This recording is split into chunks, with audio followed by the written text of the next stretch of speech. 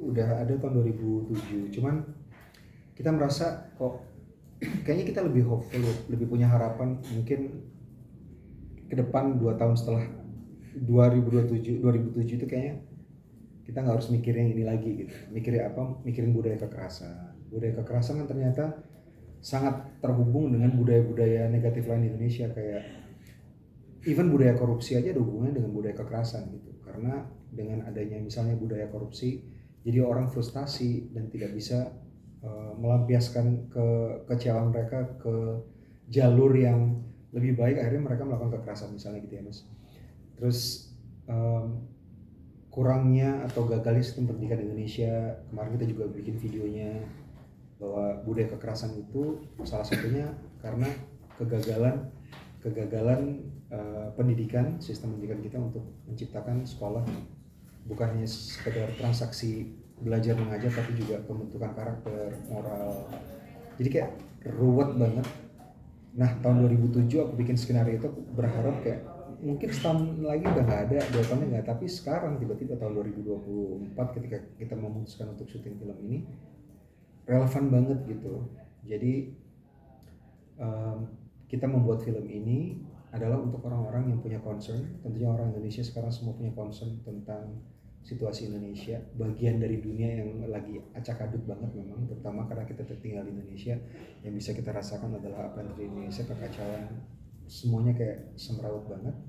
Tapi bukan sekedar untuk membuat orang merasa takut tahun 2027 kita akan tambah kacau, enggak, tapi kita ingin memberikan kayak secercah harapan buat penonton. Jadi keluar nonton film itu kayak ada semangat baru gitu, ada semangat, ada harapan, at least mengajak kita bercermin atau berefleksi bareng gitu, kita bisa ngelakuin apa bareng-bareng gitu. Misalnya masalah siklus kekerasan, apa yang harus kita lakukan untuk memutusnya seperti apa, sistem pendidikan yang tidak menjadi prioritas, yang gagal menciptakan dan memberikan ruang aman kepada pengajar yang diajar, itu apa yang harus kita lakukan gitu. Harus ada pembicaraan seperti itu, tapi kita ramu sedemikian rupa semua yang kita sampaikan yang sangat urgent dan relevan ini dalam bentuk film yang genre-nya bisa quote unquote diikuti dengan nyaman, dan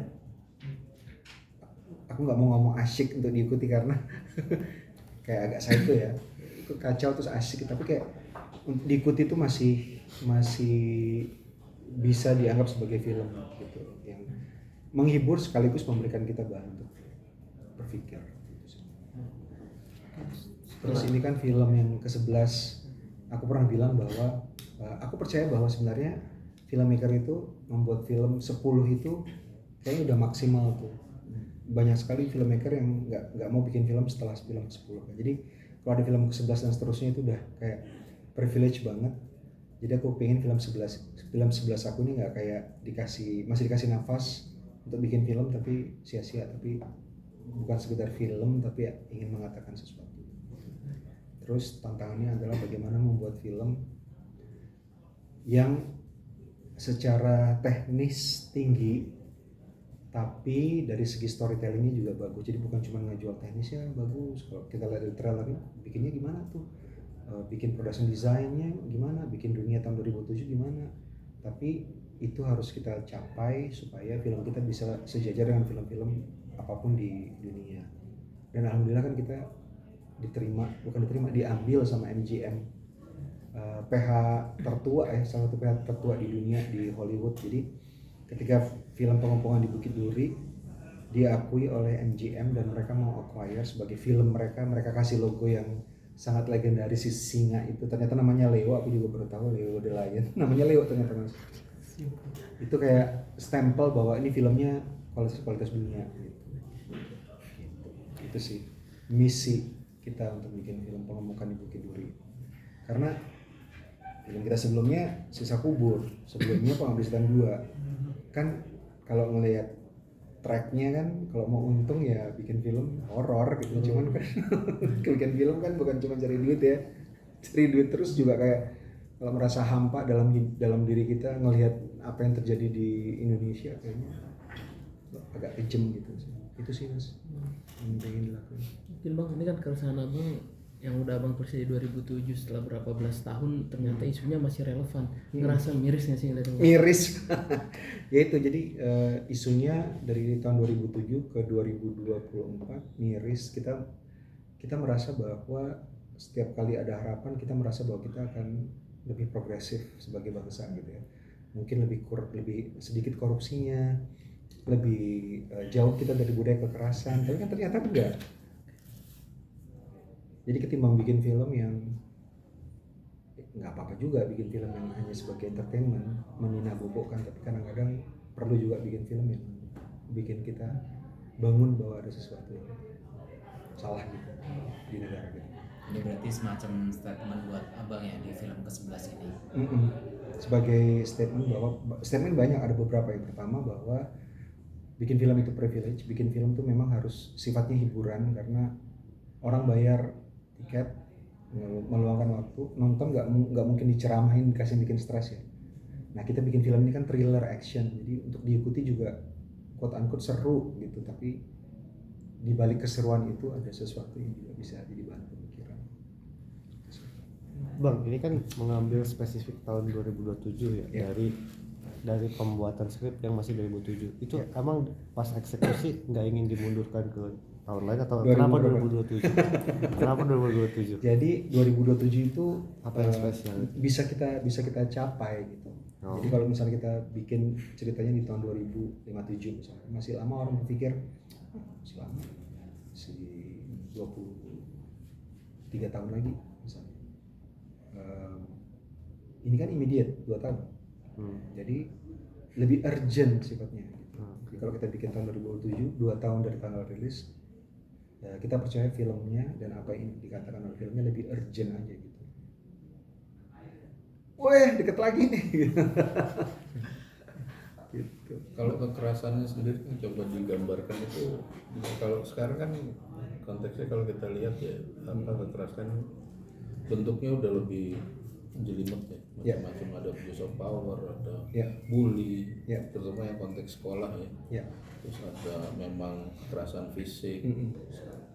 Yang mau coba digambarkan di film itu yang ditekankan kekerasan apa, dan apakah kemudian karena ini juga ada penggambaran institusi pendidikan, ada guru gitu, apa mau coba ditawarin solusinya ya pendidikan itu atau gimana? Kekerasan yang kita tampilkan di filmnya itu both mental dan fisik. Kekerasan yang dilakukan dari siswa ke siswa lain, kekerasan mental dan fisik dari siswa ke guru, atau mungkin sebaliknya dari guru ke siswa juga.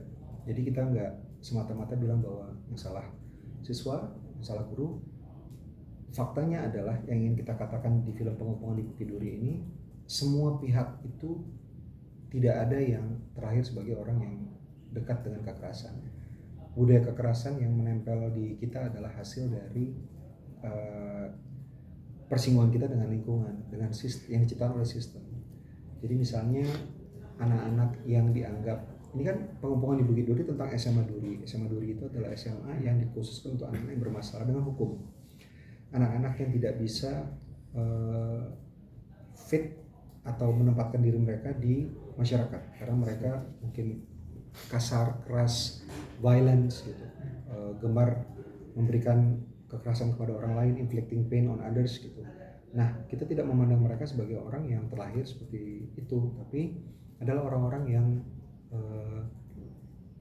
terbentuk karena dalam dunia negara tempat mereka atau lingkungan tempat mereka tinggal itu tidak ada cara untuk menyampaikan kekecewaan.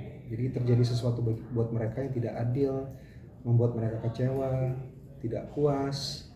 Mereka yang menyuarakan susah karena mereka nggak tahu caranya seperti apa. Tidak ada jalur yang bisa dilakukan untuk itu. Misalnya, kalau sistem pendidikan kita masih berpusat kepada hafalan misalnya, ketimbang kemampuan untuk berargumentasi dengan guru. Tapi kegiatan berargumentasi itu kan butuh pendukung ya. Gurunya juga harus bisa mengajukan argumentasi sehingga orang-orang yang terpilih menjadi guru adalah orang-orang terpilih melalui sistem yang menjanjikan bagi mereka yang mau jadi guru ada jaminan kesejahteraan, ada jaminan keselamatan, ada jaminan legal gitu. Jadi orang-orang yang mau masuk di sini juga orang-orang yang sangat berkualitas. Plus anak-anak ini juga dari kecil, dari keluarganya juga dibiasakan untuk bisa kalau ada sesuatu tidak mereka suka, mereka tidak menggunakan kekerasan fisik tapi mengajukan argumentasi. Ini ada hal yang harus dipenuhi dulu gitu. Jadi itu yang kita anggap bahwa mereka juga semuanya adalah korban. Jadi nggak ada villain di sini tuh, di film ini nggak ada karakter yang jahat aja, yang baik aja. Jadi semuanya adalah orang-orang manusia nyata yang hidup di dunia nyata.